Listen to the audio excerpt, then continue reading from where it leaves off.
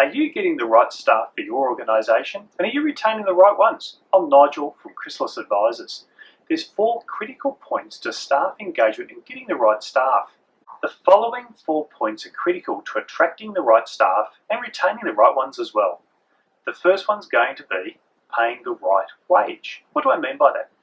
Every industry and occupation has a certain range or expectations employees have of what they need to be remunerated. It's critical that you pay within that band of range. There's no point in paying above or below. You've got to pay in that range. Staff need to be self-directed. It's given that we need to provide a certain amount of structure for staff to operate in. But it's also important that the staff become involved in the development of the systems and procedures in which they're going to be intricately involved in.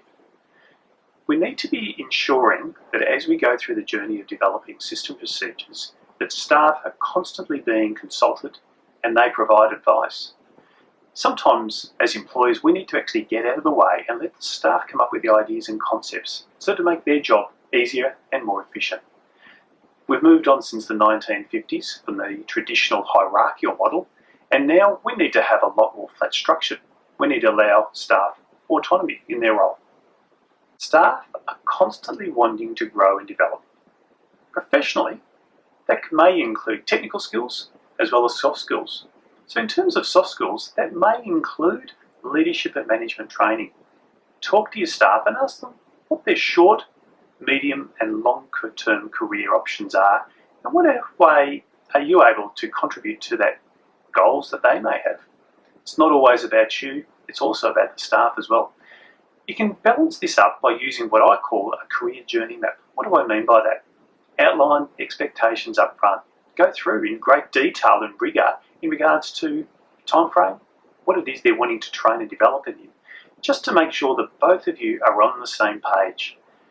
Expectations are critical to a working relationship.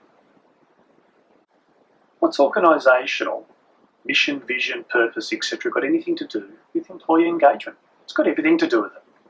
It's critical that organisations have a strategy, i.e. they've articulated their core values, their mission and vision. But it's important that these values are not necessarily left in someone's top drawer, only referred to once every blue moon or maybe a strategic planning day.